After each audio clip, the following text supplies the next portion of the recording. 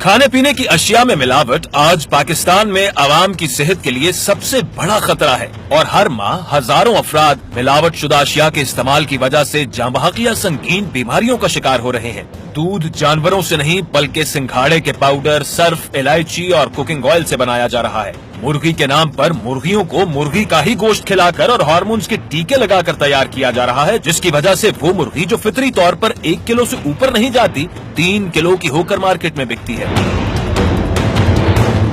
پھلوں کو تازہ رکھنے کے لیے ان پر مومی تہ چڑھائی جاتی ہے، تربوز میٹھا کرنے کے لیے ان میں رنگ اور مٹھاس کے ٹیکے لگائے جاتے ہیں، لیچی پر اسپرے پینٹ سے رنگ کیا جاتا ہے۔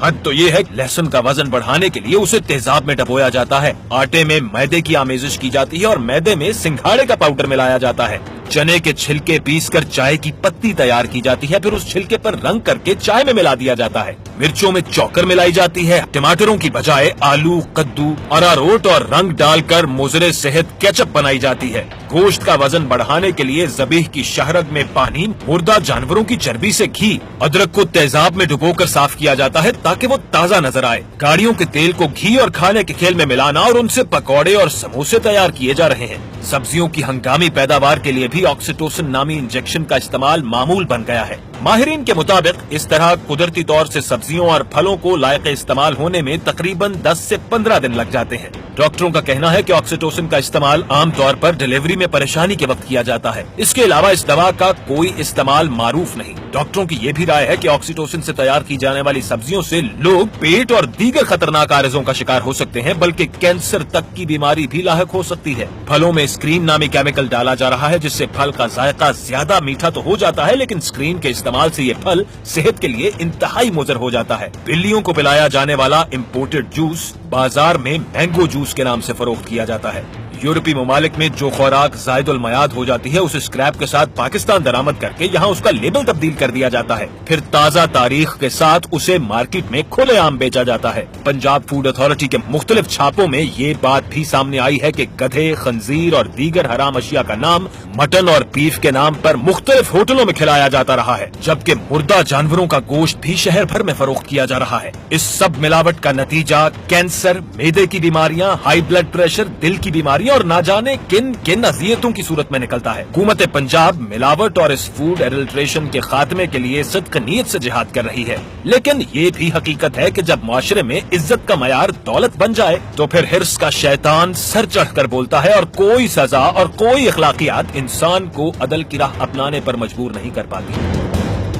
اس وقت حد یہ ہے کہ یہاں پہ بڑے بڑے نامور کمپنیز ہوں، میں بہت بڑے بڑے نام والی کمپنیوں کے بات کر رہا ہوں، یا چھوٹے گھریلو کاٹیج انڈسٹری ہو،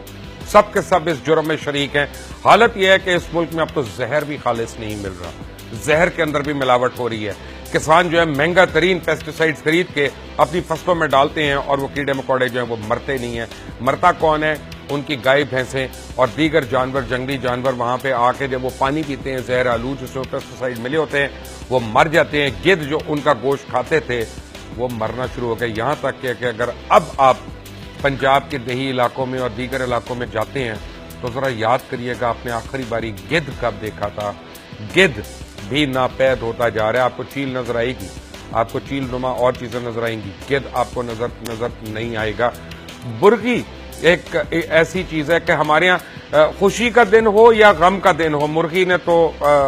اس کو تو پھڑکانا ہی ہے ہم نے۔ وہ شادی ہو، بچے کا عقیقہ ہو تو مرغی کاٹنی ہے، اور کسی کا 40واں ہو یا کسی کا سوئم ہو تب بھی ہم نے مرغی کاٹنی ہے۔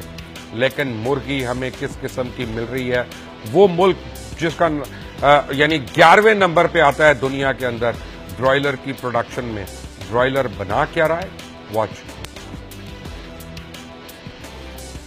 یہ آپ دیکھیے گا کہ برائلر مرغی جو ہے یہ 40 دن کی جو ہے وہ آپ کو میں ابھی دکھاتا ہوں، یعنی اور اس کو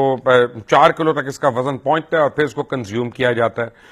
دیسی مرغی جو کسی قسم کی جینیٹک انجینئرنگ سے نہیں گزری ہوتی وہ بہت مشکل سے 1 کلو تک پہنچتی ہے۔ اس قدر اس کی تیز گروتھ ہونے کی وجہ سے مختلف ادویات اور اینٹی بائیوٹکس کے ٹیکے اور مخصوص فیڈز ہیں۔ مرغیوں کو وزن بڑھانے کے لیے سلفونامائڈ کے ٹیکے لگائے جاتے ہیں، اس کے علاوہ مختلف جراثیم اور انفیکشن سے بچاؤ کے لیے اینٹی بائیوٹکس اور اینٹی پروٹوزون ادویات دی جاتی ہیں، جو اس چھوٹے سے عرصے میں عرصہ حیات میں مرغی سے نکل نہیں پاتی اور ان مرغیوں کے گوشت میں یہ ادویات جو ہیں وہ رہ جاتی ہیں اور ان مرغیوں کا گوشت صارف کے جسم میں یہ تمام زہر جو داخل کر دیتا ہے جو ایک طرف اینٹی بائیوٹکس کے خلاف ریزسٹنس پیدا کرتی ہیں، دوسری طرف سانس اور پیٹ کی بیماریوں کا سبب بنتی ہیں اور ان مرغیوں کو کھانے کے لیے ان کے ہم جنسوں کی آنتیں، چربی، مردہ جانوروں کے گوشت، سور کی چربی اور خون اس کا جو ہے وہ ان کی خوراک میں ڈالا جاتا ہے